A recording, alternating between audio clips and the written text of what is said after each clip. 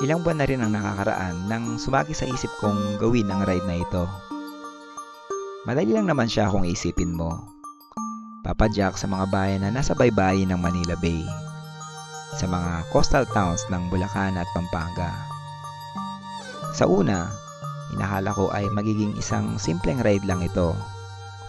Ngunit sa aking pagpaplano at pagbabasa, unti-unti kong naiintindihan na hindi ito magiging kagaya ng mga tipikal na ride na ating ginagawa.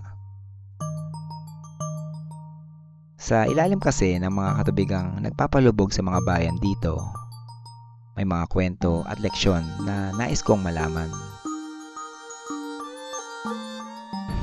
Ganda dito ah. Presko ng hangin tsaka ganda ng view.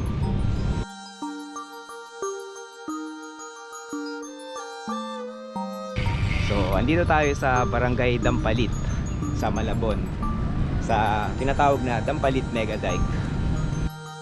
Itinayo ang dikeng ito bilang proteksyon sa Malabon na bahagi ng Kamanava, mga low-lying areas sa Metro Manila na taon-taon ay nakakaranas ng mga matinding pagbabaha.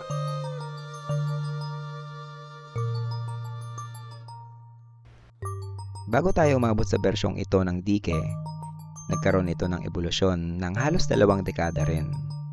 Ang unang dike na nandito ay sinimulan noong early 2000s pa, na isang earth dike o gawa lamang sa lupa. Nabalot ito ng kontrobersya, na question ng tibay at kung gaano nga ba ito ka-epektibo. Nagbukas noong 2022 ang bagong Dampalit Mega Dike na ngayon ay yari na sa konkreto. Dahil sa magandang view na masisilayan dito, kasama na yung preskong hangin, naging isang recreational area din ito. Maraming mga pupunta para maglakad-lakad at pati na rin magbisikleta. Bilang isang dayo, madaling mamangha kung pagmamasdan mo lamang ang tanawin dito. Pero kung gaano nga ba ito nakakatulong, tanging ang mga taga rito lamang ang tunay na makakasagot. Jimmy Ignacio. Taga dito po talaga kayo sa Dampalit ako. Dampalit. Dampalit. Tsaka nawala talaga nawala. Meron bumahaman pero yung ano na lang, hindi na siya katulad dati, talagang buwan kami inaabot bago mawala ang tubig. Inaabot kami ng buwan. Nung ano pa to, wala pa to. Pero ngayon, okay na, maganda na. Talagang malaking tulong. Malaking improvement ng ano na to. Anong pasyalan, naging ano pa, lumikat pa kang Malabon ngayon. Dampalit lalo na Dampalit dahil talagang dinarayo ng iba-ibang ano. Dati maraming ano dito eh. Yung mga pwesto talaga ito, buo ito, diretso hanggang doon. Opo. Kasi hindi pa ganun tapos, hindi pa naman yari talaga dahil mayroon pang ano doon eh. Sa dulo doon, di pa tapos eh, hindi ginagawa pa eh. Di pa totally na ano eh, talagang finish eh.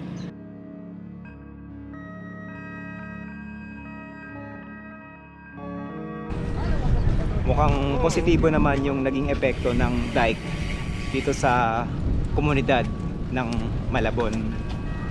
Pero itong Malabon, isa lang tong area sa coastal na mga bayan na malapit sa Manila Bay na humaharap lagi sa problema ng pagbabaha.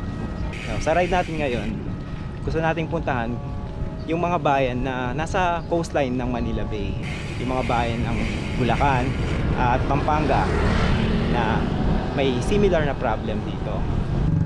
Honestly, di pa ako nakakadaan sa mga bayan na yun before. Curious ako sa ano bang makikita natin. At siguro, hopefully, meron tayong mga hidden gem na makikita.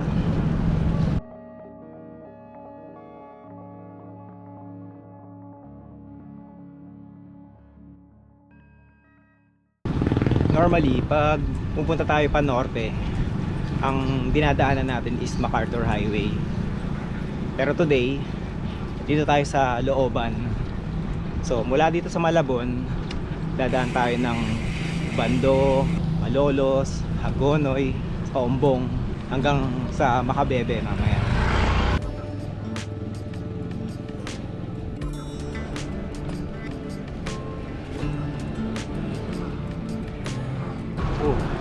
Dito tayo sa Obando. Sa una, ang nais ko lamang ay makadiskubre ng bagong rutang mapapadyakan. Dahil kapag titingnan sa mapa ay may potensyal ang mga bayang mapupuntahan natin at hindi naman ito ganun kalayuan.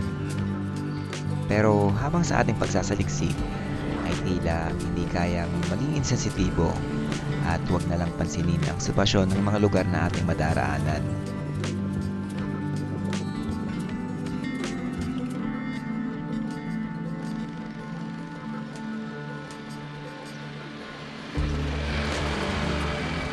Mainit na usapan ngayon ang pagbabaha dahil sa mga kontrobersyang bumabalot sa mga proyekto ng gobyerno. Ngunit sa aking palagay ay isang komplikadong paksa ang bagay na ito na may aspetong engineering, geology, political, economics at marami pang iba. Sa ride na ito, ang nais lamang natin ay maibahagi ang sitwasyon sa mga lupaing nalulod na sa tubig.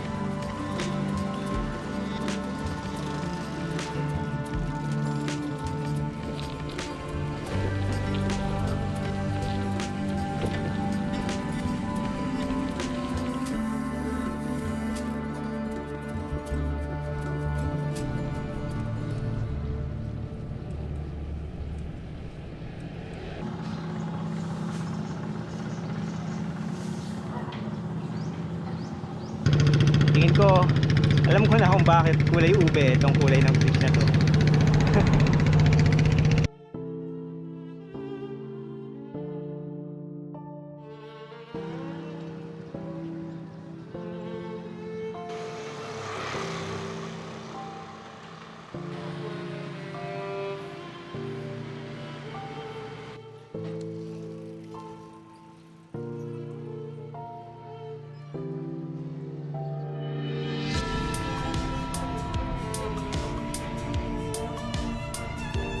Hindi ko masabing perfect tong ruta na to, no? May mga parts na matraffic, pero kapag dumadaan sa mga sections na kita mo yung tubig, ganda lang talaga niya.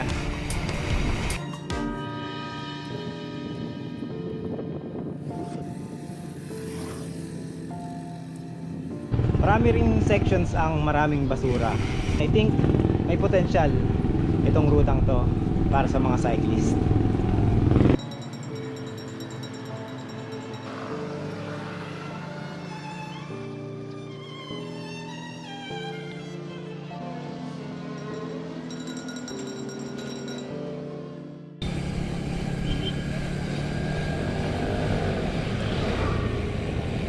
So pumasok tayo dito sa Barangay Bambang at subukan nating dumaan sa mga mini dikes dito.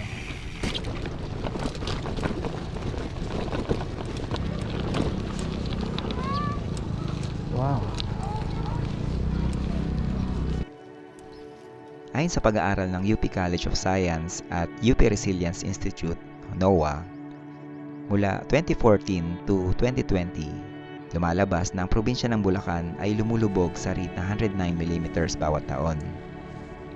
At kung ikukumpara ito sa iba pang mga lugar, ang Metro Cebu ay may rate na 11 mm, Metro Davao 38 mm, Metro Iloilo 9 mm, at Legazpi 29 mm. Kahit pagsamahin pa ang mga nabanggit na lugar, higit na mas mataas pa rin ang sa Bulacan. Binaha na yung mga bahay dito. Kawawa naman yung mga landon.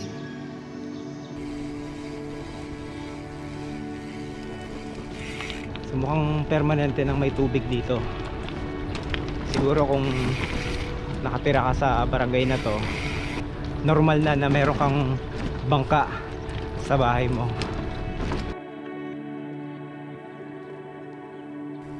Napag-alaman din sa pagsasaliksik na karamihan ng mga lumulubog na lugar ay kadalasang nakikita sa mga commercial at industrial zones, kung saan ang mga malalawak na struktura ay nagpapabilis ng rate ng pagbaba ng lupa. Ayon sa research, ang mga malalawak na struktura ay nangangailangan ng mas madaming tubig para sa araw-araw na operasyon nito, na kadalasan ay mula sa ilalim ng lupa o groundwater.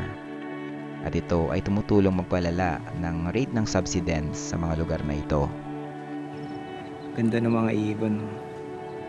Pink yung legs nila. Siguro ang benepisyo naman ng mga tubig dito sa lugar na to, mas buhay ang ecosystem.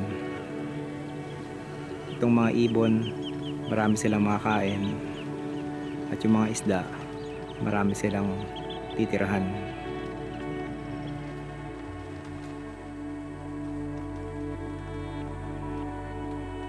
Kakaiba rin talaga yung view eh. Siguro hindi ito yung pinakamabilis na daan kung pupunta kang norte. At actually, sasadyain mo rin talaga. Pero siguro, ma-appreciate mo rin yung view dito.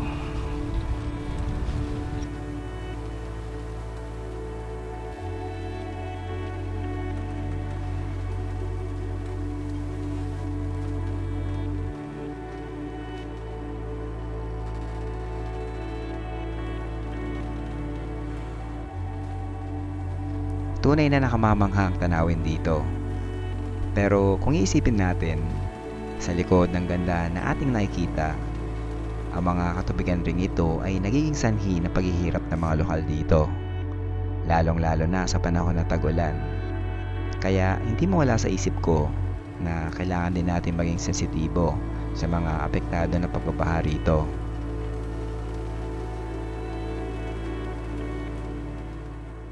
Biruin mo, meron palang ganitong lugar na di naman ganun kalayo sa Metro Manila.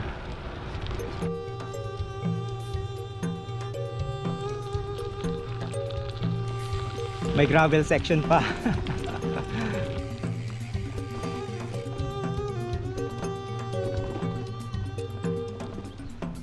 Sa ngayon ay papunta tayo sa makasaysayang Malolos. At so far, sa ating mga nasasaksihan, may halo ng pagkamangha at pagkabahala ang ating nararamdaman. Tingin ko, nag-uumpisa pa lang natin maunawaan ang impact ng mga malawakang pagbabaha rito. So dahil nasa Malolos na tayo, hindi natin papalpasing bisitahin ang mga saysayang simbahan dito.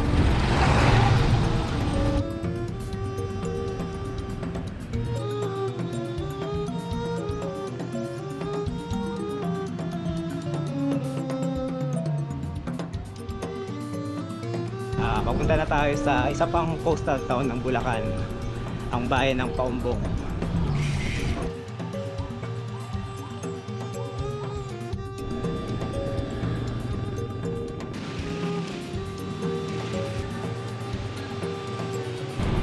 Una akong na-introduce sa Paumbong dahil sa sikat na suka na galing dito, yung sukang Paumbong.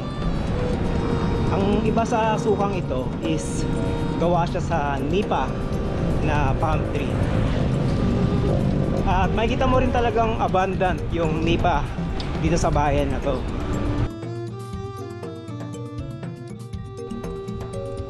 Ang pakay nating susunod ay mga bayan na nasa paligid naman ng Pampanga River Delta. Ilang kilometers pa panorte mula dito.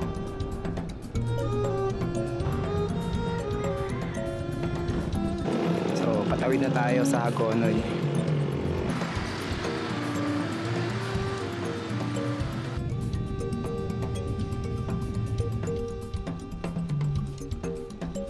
Mukhang masarap mag food trip dito pag gabi. So tabi-tabi, hilera ang mga street foods.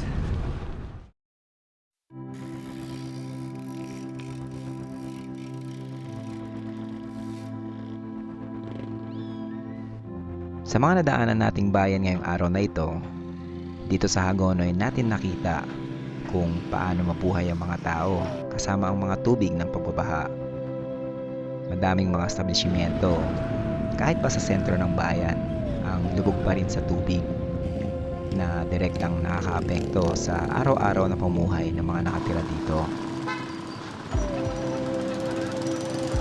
Kung estudyante ka, tapos yung school mo laging lubog sa tubig, parang ang hirap lang mag-aral. So kahit tong sementeryo, hindi na pinatawad ng tubig.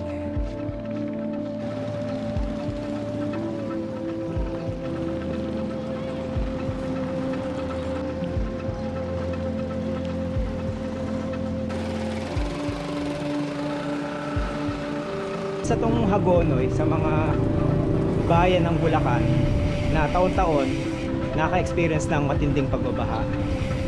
So buwan ng Pebrero ngayon at lumipas na ang tag-ulan. Pero hanggang ngayon, meron pa rin mga tubig na naiiwan dito.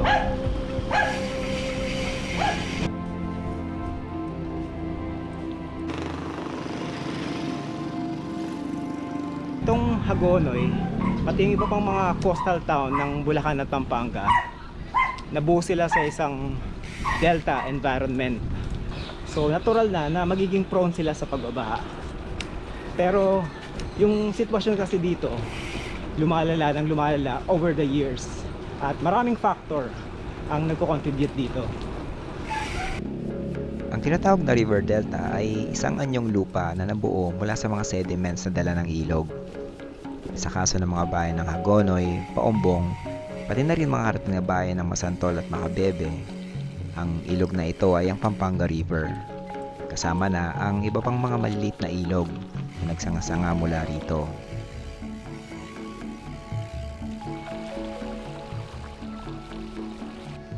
Natural na mababa ang elevation ng mga river delta. Tipikal na malapit lamang ito sa level ng tubig.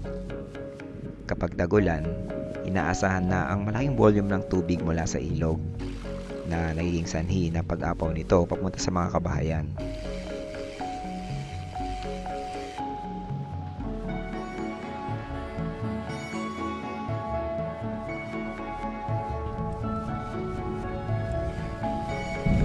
Itong Pampanga River, ito yung pangalawang pinakamalaking river sa Pilipinas in terms of volume. So number 1 yung Cagayan River. Plano nating bagtasin itong kalsada na parallel sa Pampanga River hanggang maabot natin yung dulo kung saan magtatagpo yung Pampanga River at yung Manila Bay. So dalawa tong kalsadang bumabagtas in parallel sa Pampanga River. So nandito tayo sa southern na kalsada.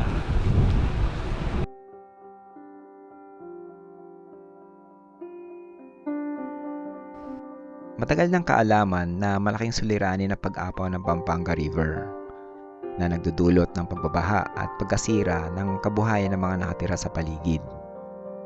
Pati-trace back ang mga flood control projects dito mula pa noong 1939. Ang isa sa mga notable dito ay ang Pampanga Delta Development Project o PDDP noong 1990s. Ang proyektong ito ay naglalayong mawala o mabawasan ang pananalanta na sanhi na pag-apaw ng ilog. Ayon sa feasibility study, limitado ang daloy ng tubig dito. Ang solusyon ay kombinasyon ng river widening, dredging at pagtatayo ng dike at sluice gates para makontrol ang daloy ng tubig.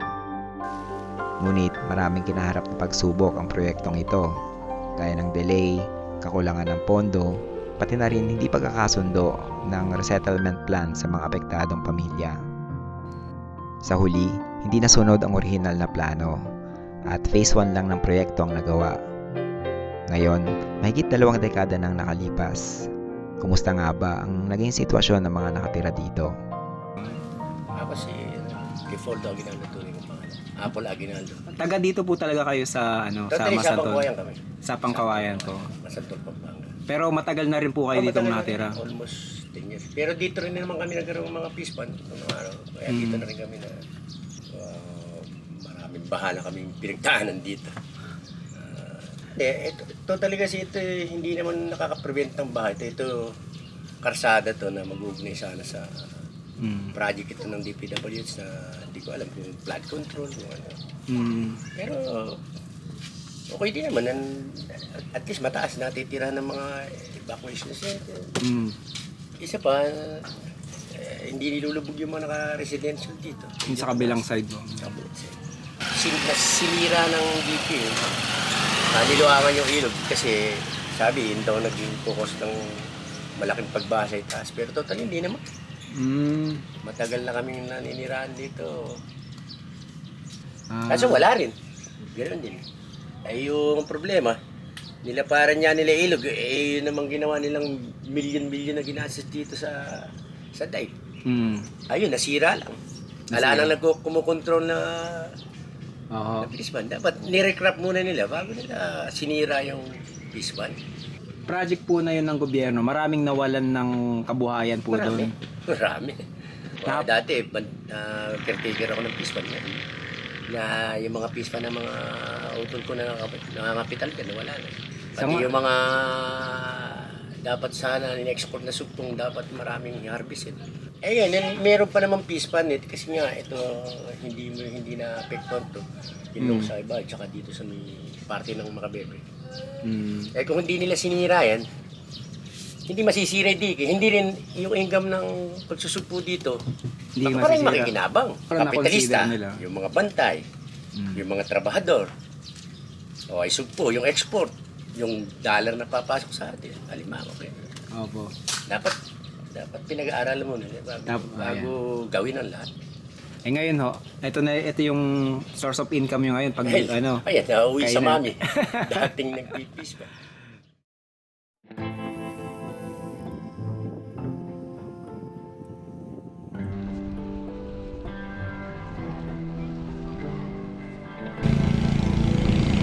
Lawak ng Pampanga River.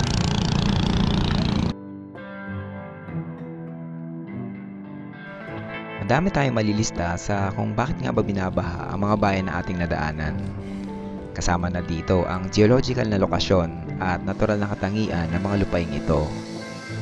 Pero sa nagdaang mga taon, lalo lamang itong lumalala.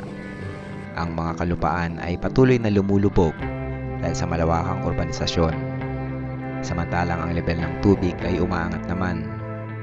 Samahan mo pa ng mga mas tumitinding mga bagyo na sanhi ng climate change. Mahirap din talagang manalo laban sa puwersa ng inang kalikasan. Ang mga katubigang sagana sa buhay ay siya ring nagbibigay ng pasakit sa mga nakatira sa mga baybaying lugar na ito.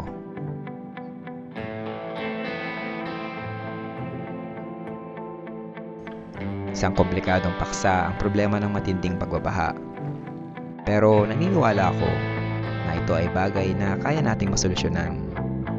Madami tayong mga siyentipiko at inhinyerong may malalim na pagsusuri at pag-aaral sa mga pagbabahang nagaganap sa ating bansa.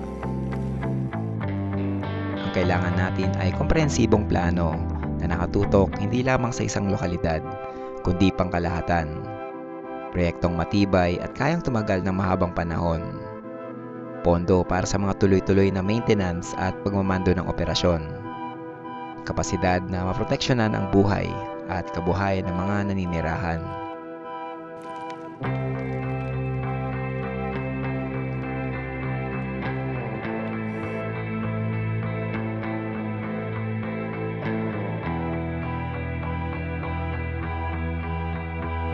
Sinong hindi madi-disappoint kung makikita mo yung kalsada na nasira?